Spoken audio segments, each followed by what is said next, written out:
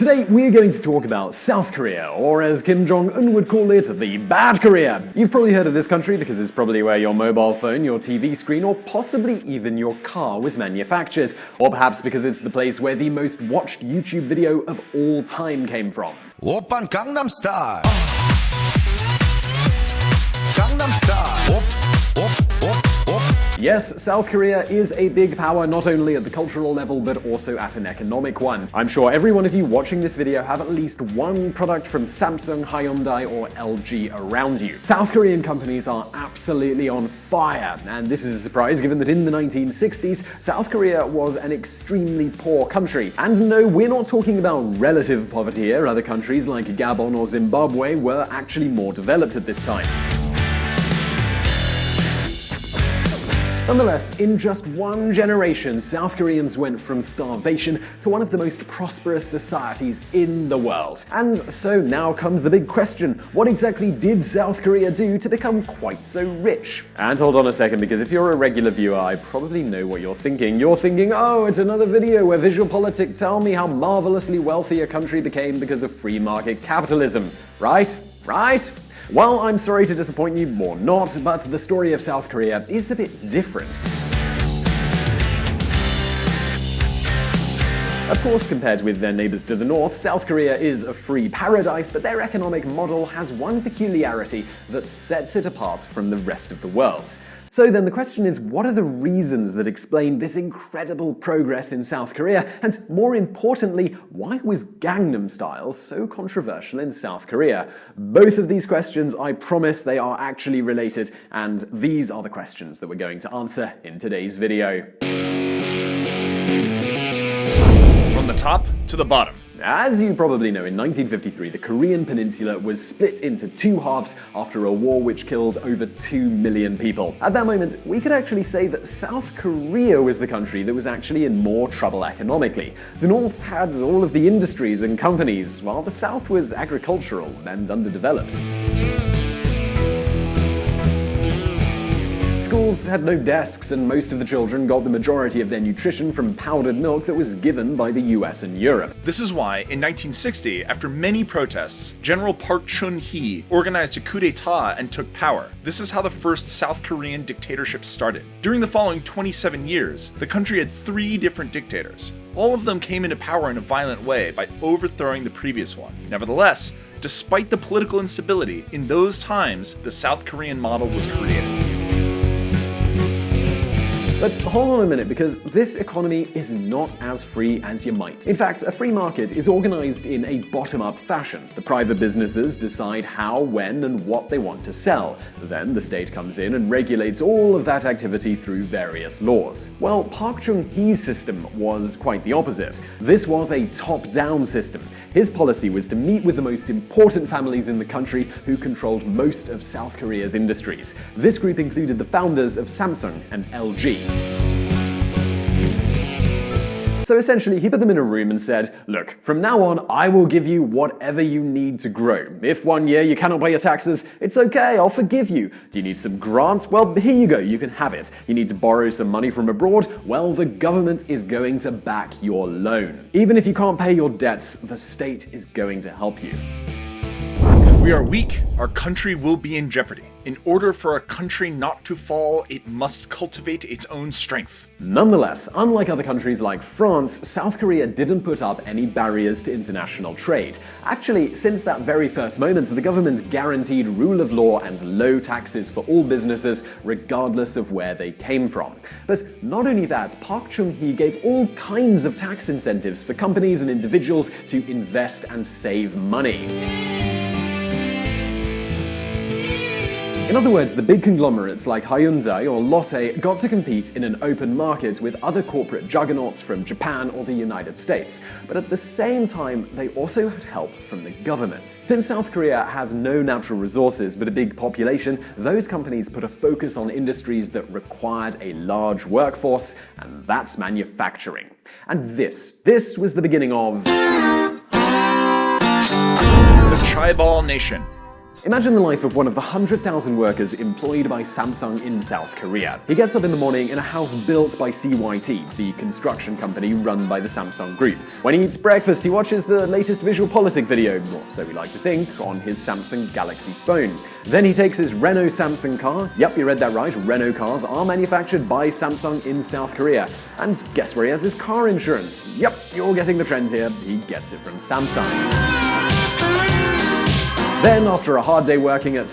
yeah, okay, you're getting the picture now. Now our South Korean man, he wants to go get some beers with his colleagues. So he goes to the canteen at... yes, again, you're getting the picture. And the weekend comes, and our friend wants to spend some quality time with his wife and children, so he decides to take them to a park. So where do you think he'd go? Yep, he goes to Samsung's very own Disney-style theme park. In other words, if you work for Samsung, the company is everything to you. We're talking about the biggest chaebol in all of South Korea. And now you might be wondering, oh, what exactly is a chaebol? Chaebols are big conglomerates supported by the state. Some of them, like the already defunct Daewoo, were started by the administration itself. Others, like Hyundai, were born in the 1940s. Most of them started being family-owned, but as they grew, they became public companies. And all of them have a number of different business lines and products. For example, LG is famous for their TVs and their mobile phones, but in South Korea, they are also the distributors of Coca-Cola. In total, there are around 100 chaebols, and they are the biggest asset in the South Korean economy. Now, as I said before, the government does place a red carpet under their feet, but this doesn't mean they have a blank check. This is why when a chaebol as big as Daewoo went bankrupt, no one came to bail them out. This is a clear incentive for these companies to be on the edge of innovation. For instance, in 2008, Sony, the Japanese firm, wanted to create the first OLED TVs. But this technology, it wasn't advanced enough, and the screens were pretty expensive, even priced too high for most of the luxury market. So the Sony guys put the project on hold, and they never really got back onto it. South Korean LG had the same technology, and they had the same problem.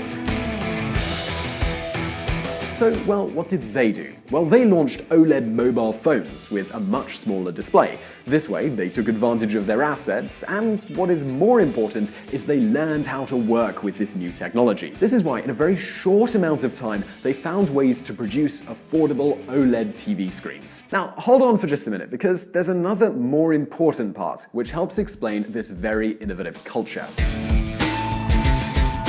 South Korean education. We all know it, South Korean children have always had one of the best marks in the international PISA test. The whole country stops during university entrance exams, and South Korean schools spend whatever they need to guarantee the best education for their boys and girls. Now, the flip side of this coin is that those kids have the biggest suicide rate in the world. In fact, all of South Korea has a problem with suicide, the country having the second highest suicide rate per capita in the world. Since the beginning, the government has understood that chaebols would need high-skilled workers. So they designed an educational system that worked in line with the nation's companies. This explains why South Korean children are incredibly good at maths and have excellent memorization abilities. Further, their respect for authority and hierarchy, it's almost religious. And this is why none of them want to start a company. The dream of every South Korean is to wind up working in one of these chaebols. If they work hard, they might even become a manager and get a house in that paradise on earth that is a famous district of Seoul with a name that's going to sound pretty familiar to you. Yep, I'm talking about the Gangnam District. Gangnam Style. What's the meaning of Gangnam Style? A human and warm girl during the day, a classy one, someone who knows how to enjoy the freedom of a cup of coffee, but when the night comes down, her heart gets warmer because she is a girl with two faces. Hey sexy lady, your big brother is Gangnam Style. This is an extract from that famous song that became so popular back in 2012. It even led to their main singer Psy getting into some trouble with the authorities due to the lyrics having inappropriate content. For a society that's obsessed with respect for authority, Psy's aesthetics are something as radical as the hip movements from Elvis back in the 1950s. The truth is that a hierarchical economy, one which relies on a few big corporations, is not a good recipe for a stable economy. In fact, South Korea, big as it is in the manufacturing industry, lags behind in other fields, such as services or finance.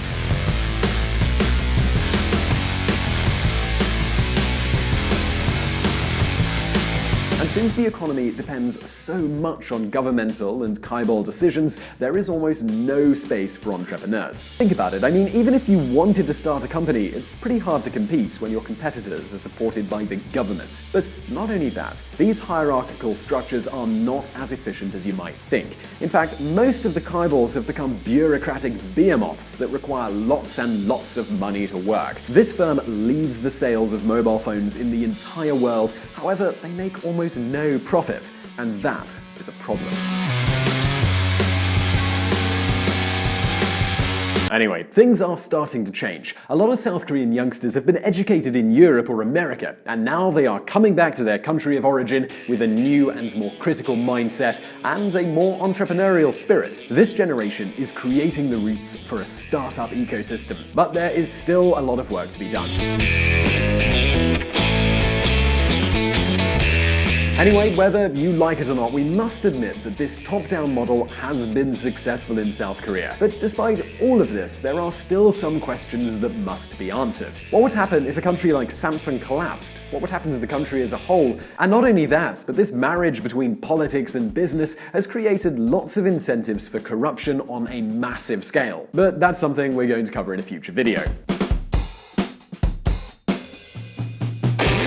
In the meantime, you should absolutely check out this other video we made about the rising Asian middle class. And also, do not forget to check our Reconsider Media podcast, where you can hear the voice that isn't my voice on this video.